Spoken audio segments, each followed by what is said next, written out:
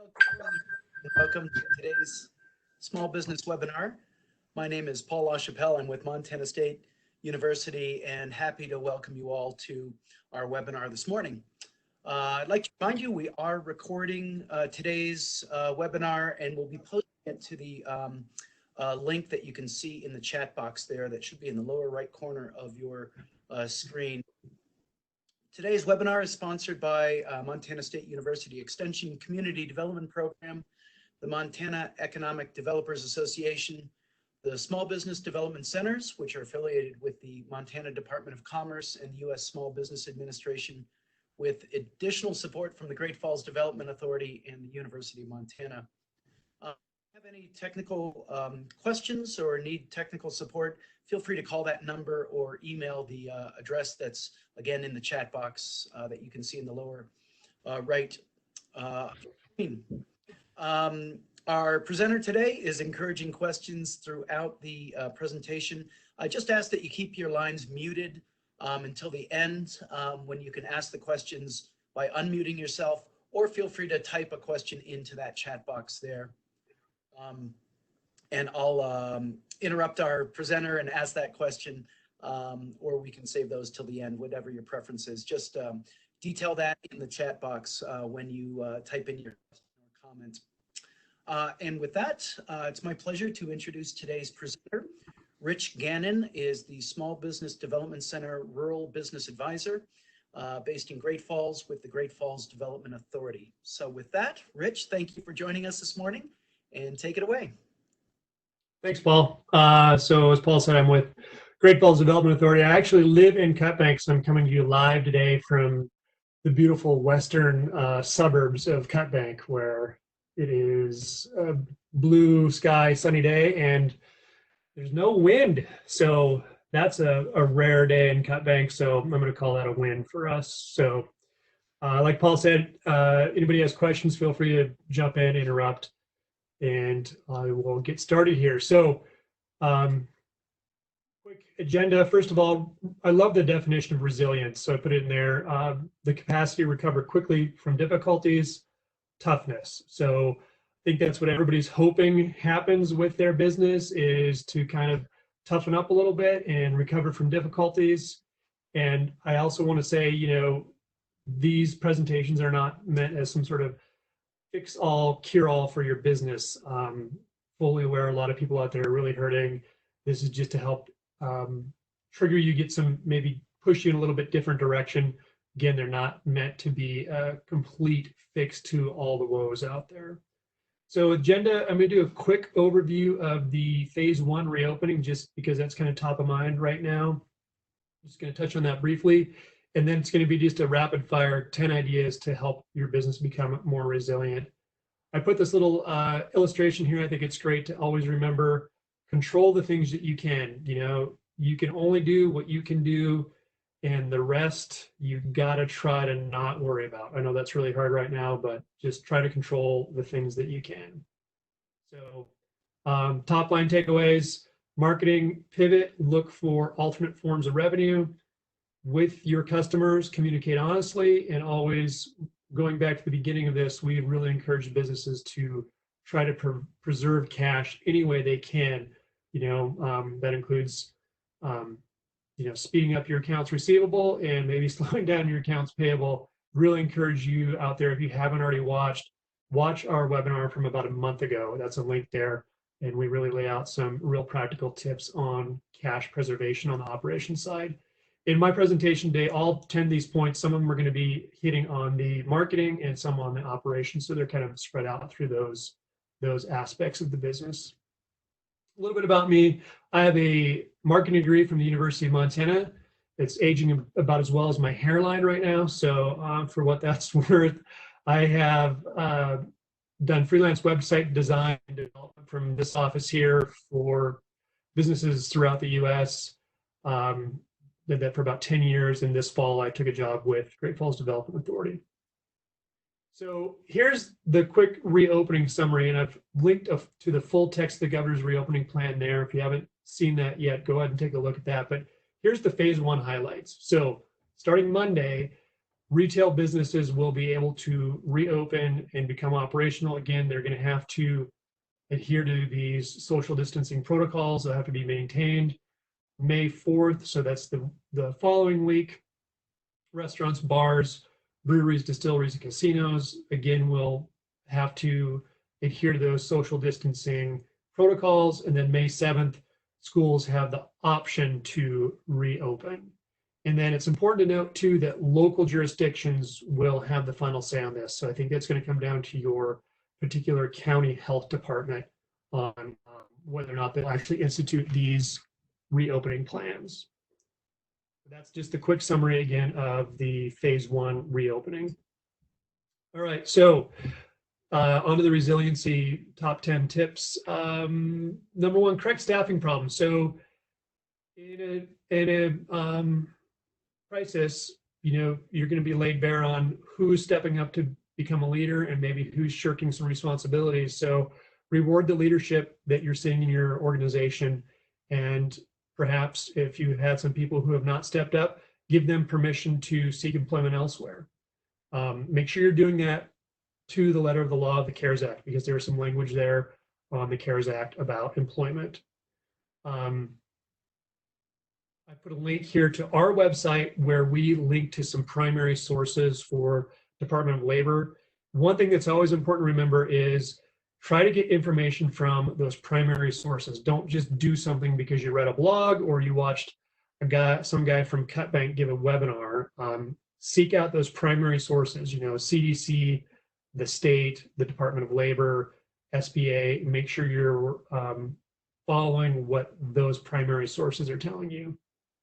And with staffing, make sure you cross-train your staff and build redundancy into your staffing plan. So do you just have one person in your staff who knows how to batch upload credit card receipts? Make sure there's someone else who knows how to do that. If you only have one person who knows how to update your website, what happens if that person gets sick or has to go into quarantine? So just think about your staff in ways you can build some redundancy into it in case one of those key people goes away for a while.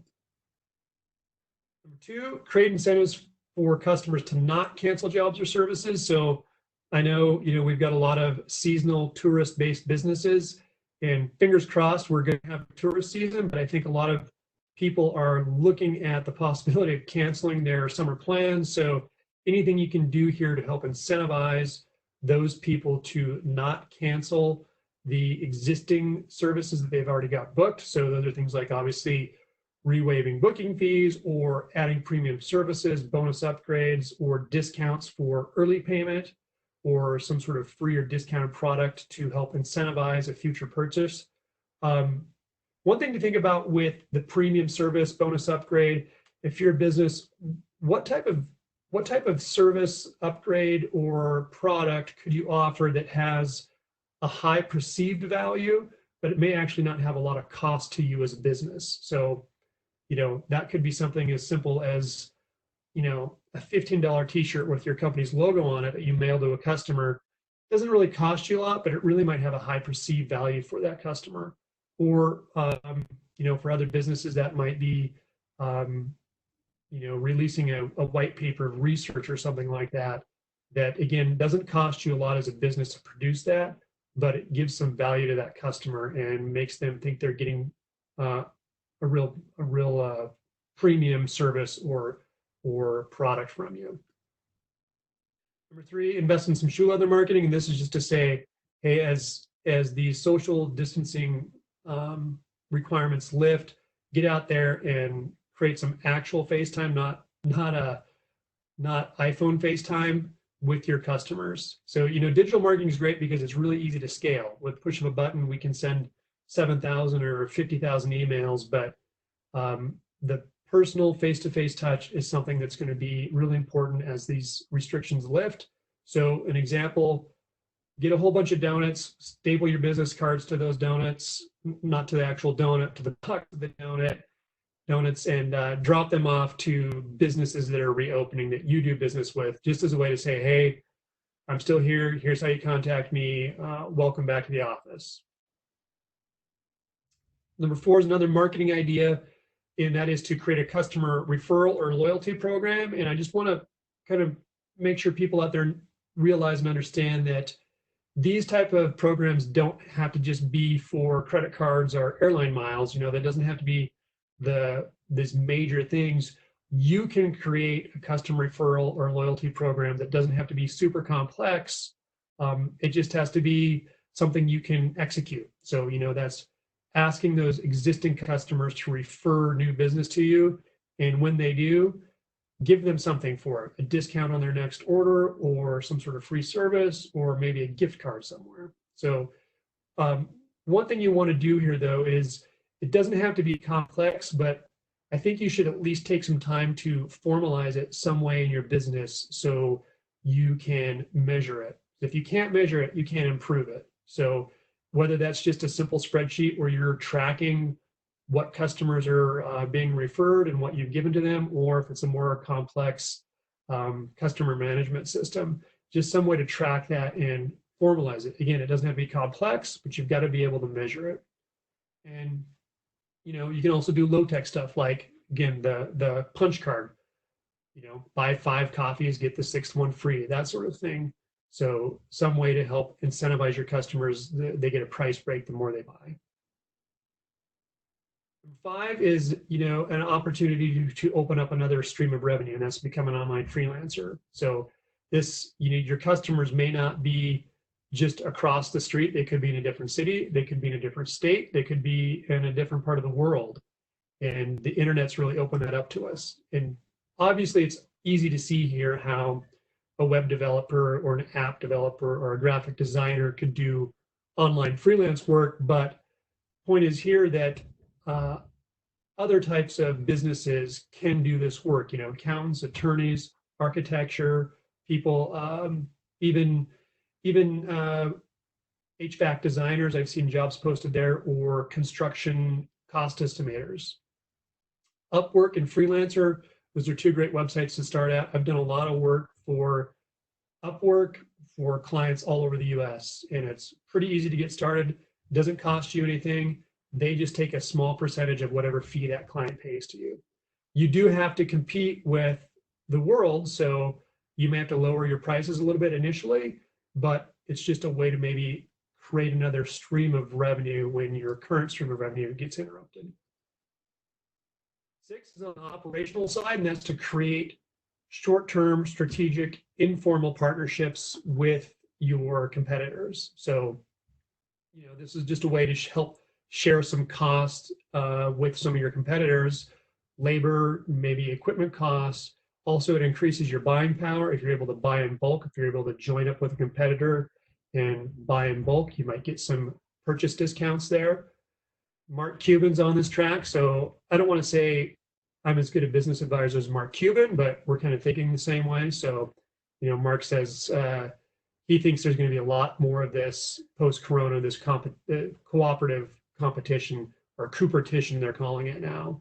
So one thing I'm saying, this needs to be informal partnerships. You don't need to go out and create a $5,000 partnership document with an attorney, but at least have some of your ideas spelled out with this person you're joining up forces with. Number 7, another opportunity to create another alternate form of income. And I'm sure people are really tired of hearing this, especially if you can't make a digital product, because some people out there probably can't make a digital product. But the point is, let's think about this and see if you could make a digital product.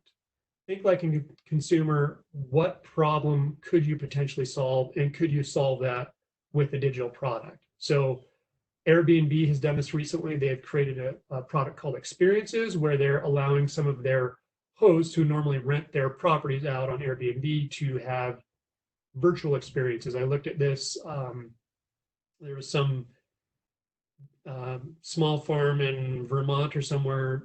They could no longer rent their house out on Airbnb, but they have goats. And so you could take a virtual tour of their goat farm and watch people pet goats, I guess. So whether that actually becomes a viable source of revenue, I don't know. But the point is they're doing something kind of innovative and different. And I was thinking about this, and how could a service industry like plumbers or mechanics? Well, virtual plumbers do exist, and it makes complete sense, right? Everybody has got a device in their hand that would allow you to take pictures of a problem or live video. And so virtual plumbers do exist. If I'm fixing my sink and I need to know what type of flange to order, I can chat with a plumber. So even if you think you can't make a digital product, you may be able to if you think about it enough. Number 8, another on the marketing side. Just if you haven't read Guerrilla Marketing, I'd really suggest you take a look at this book. It's quite an old book, and some of it might be dated, but it's probably one of the best marketing books I read in college. And Guerrilla Marketing is just low cost, memorable, outside of the box thinking. How can you create a real memorable message with not a lot of cost? So reverse graffiti here is a perfect example. These are actually someone who cleans the sidewalk. You put a stencil down on the sidewalk and you power wash away the grit, and then your message is on the sidewalk. It'll fade away over time.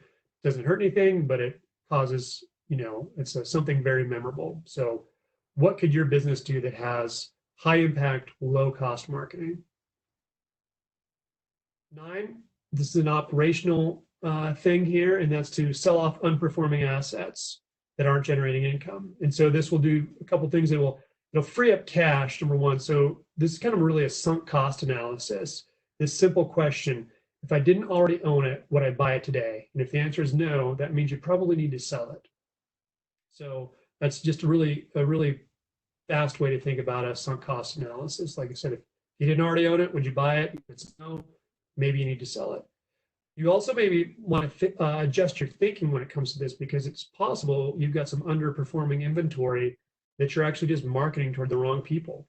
So an example of this would be, maybe you're a clothing retailer and you've got some jeans that aren't moving, and well, it turns out you're targeting the wrong person. Maybe that style is way out of date for the people you've been targeting, but a younger crowd might want that fashion.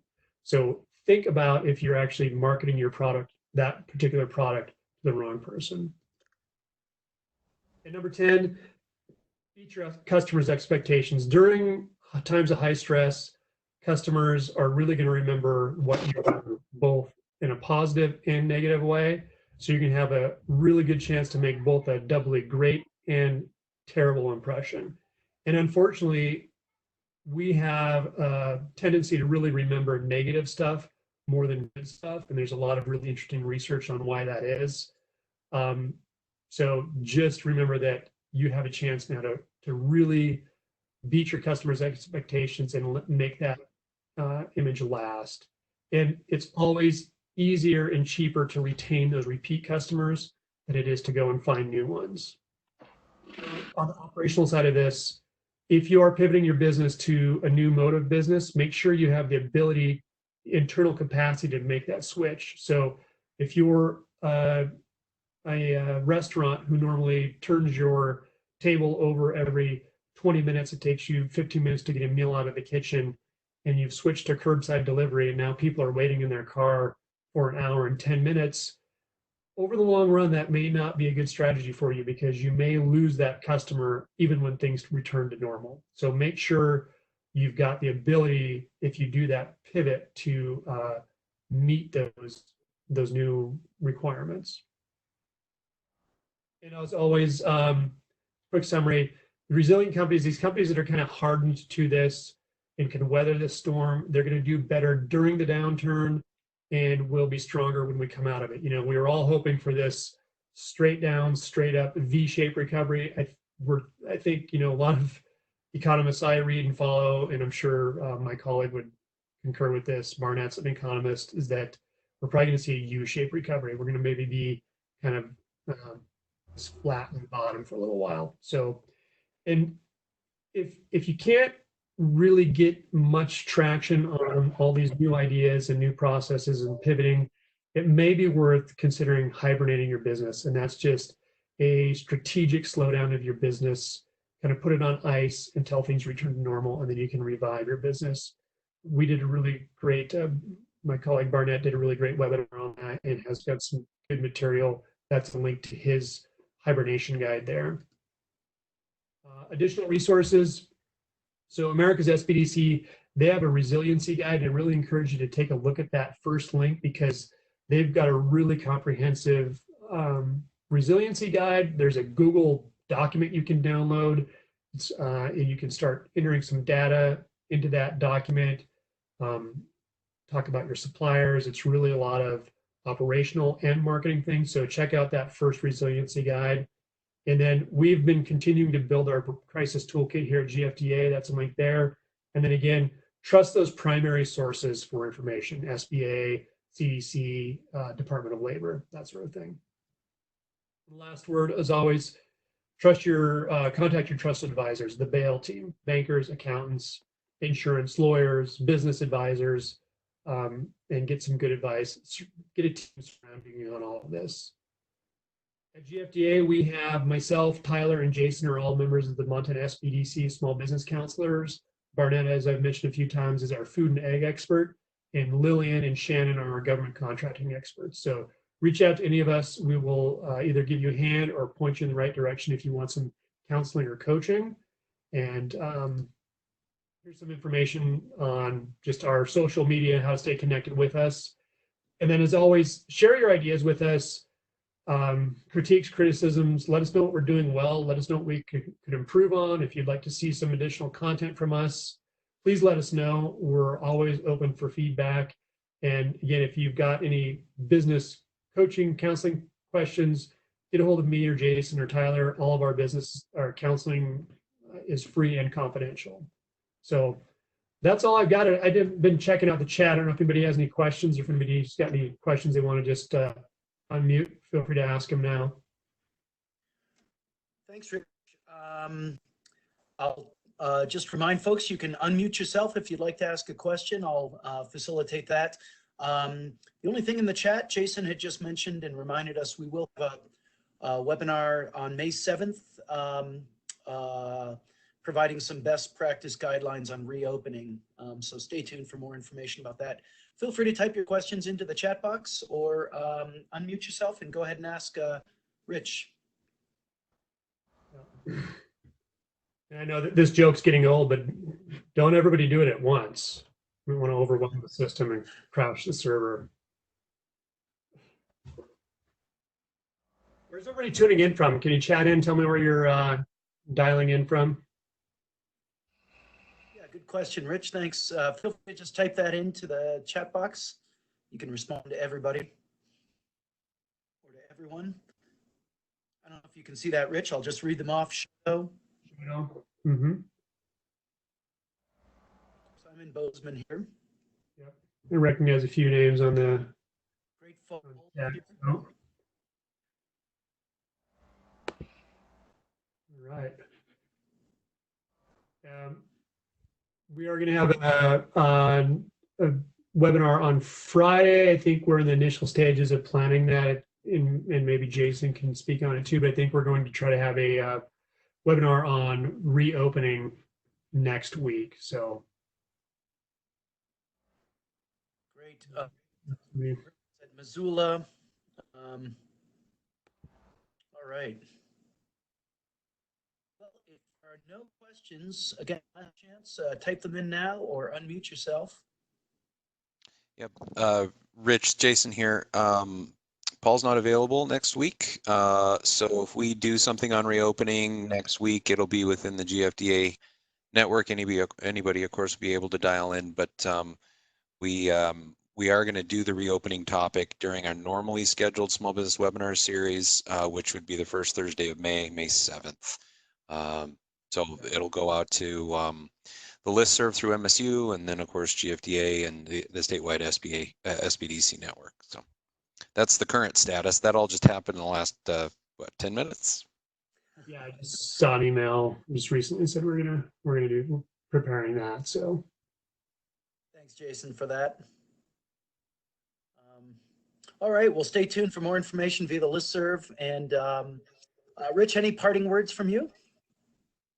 No, not really, other than just, like I said, these things aren't intended as a cure-all for everybody, but again, just push you into some different directions, maybe hopefully spark some ideas and innovation. Great. Well, thanks for that. Again, we'll be posting this recording on the website, probably take a day or so to get it up there. So look on Monday, we'll get it posted then. And in the meantime, get a hold of any of us if you have questions. Rich, thanks again for the great information and presentation, and for all of you for joining us today. Until next time, thanks everybody. Be well, be positive. Great. Thanks, Paul.